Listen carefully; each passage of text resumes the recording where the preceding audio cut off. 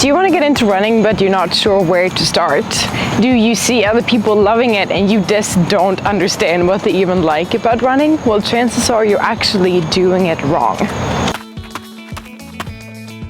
Turns out most of us don't actually know how to run, which makes it so much harder than it should be. In this video, I will show you how to get started with running, and I'll also share with you what you already have in common with elite athletes. The good news is that if you haven't run a lot before, you don't have to relearn old behavior. Running is simple, but it's not necessarily easy. So we're going to focus on three main things in today's video. We're going to focus on your center of gravity, we're going to focus on your legs, and we're going to focus on overall body positioning. The first thing you have to get right when starting to run is your overall body position. Now I'm going to give you a few cues for you to mentally think about when you run. So you want to be tall and proud. So shoulders up high, hips forward, and you want to be running as tall as you possibly can. This doesn't mean you'll run on your tippy toes, but you're going to run on the ball of your feet. So tall and proud, that means hips forward as well. You see a lot of new runners kind of sitting down when they're running because their glutes aren't activated. So tall and proud, shoulders high, head high. So once you're in this position, imagine you're tall and proud, or whatever cue works for you. You're going to figure out where your center of gravity is, or rather where you feel like you're going to fall forward, because that's the body positioning that you want when you run. So start by just standing still. If you watch my videos, we've done this before. You're going to lean forward until you feel like you are going to actually fall forward. And it's that position that you want to be in when you run.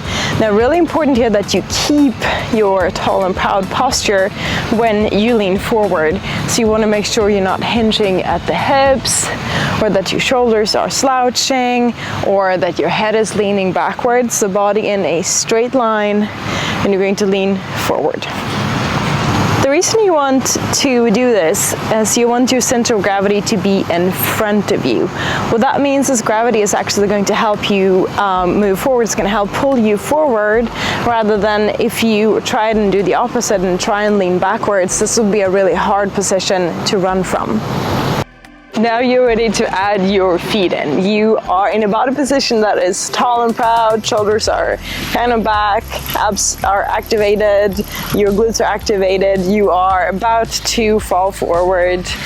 So now we're going to add the legs in. And instead of thinking I'm going to lift my leg up, think I'm going to pull my heel to my butt. And feel how much easier that is.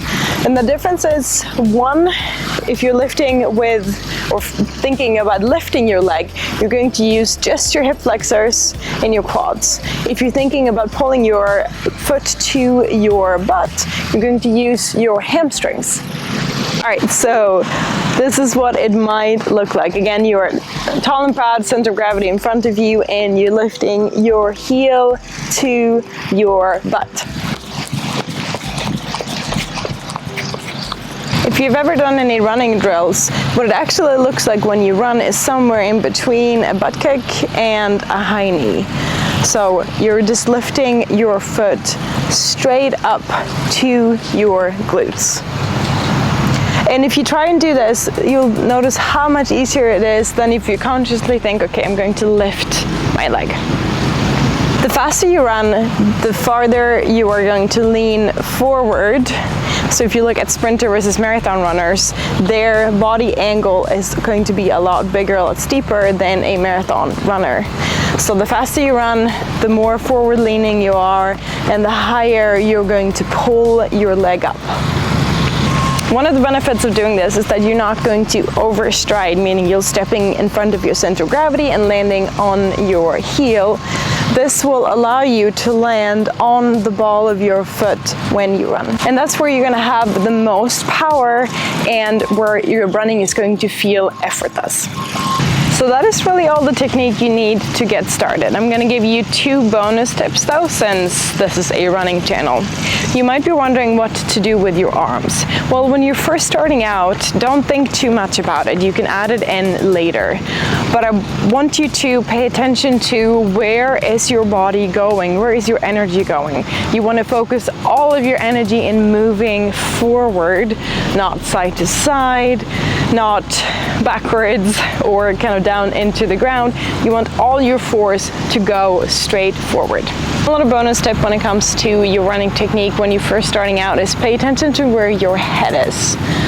Because your head is really heavy, and if you start leaning it backwards, which a lot of people do, gasping for air when they run, you offset your entire balance. And try it out for yourself. You'll feel your entire center of gravity shifting as you shift your head back or forwards. So you want kind of a neutral head position where you can still breathe, and it's going to be a lot easier to run that way. So how far should you run then when you first start out? Well, since your muscles aren't used to doing this, your muscles are going to fatigue a lot sooner than your cardio is, at least for the first couple of weeks. And that's okay. You're retraining your body to do something it hasn't necessarily done before, but don't worry, it's meant to do it. So you will eventually get there. So I recommend not running longer than you can actually keep good technique. Because again, you're retraining your body to do something. Let's retrain it to do it right the first time. So intervals are going to be your best friend here. I recommend running for 1 minute, then taking a 2-minute walk, running for 1 minute, taking a 2-minute walk if you are just starting out. You want to strive for a feeling of effortlessness when you run. If I could give myself one tip when I started running, it would be to be happy about the mile you ran, not the 5 miles that you didn't run. Same with sprinting. If you only do 1 interval and you do it really well, celebrate that rather than beating yourself up for the other 10 that you didn't accomplish in that workout session. Oh, I almost forgot. As a new runner, you actually have something in common with elite runners that more experienced runners don't have, and that is both beginners and elite runners tend to stop before they get injured. Elite runners, because they know their body so well and they just know that an injury is not worth it. And beginners tend to be the same. They are so acutely aware of their body when they run and they don't want to get injured, so they stop before they get to that point. So there is that for you. Please let me know about your running journey in the comments below. I love to hear what distance you run, what challenges you have, and what you love about running, and I will catch you on the next one.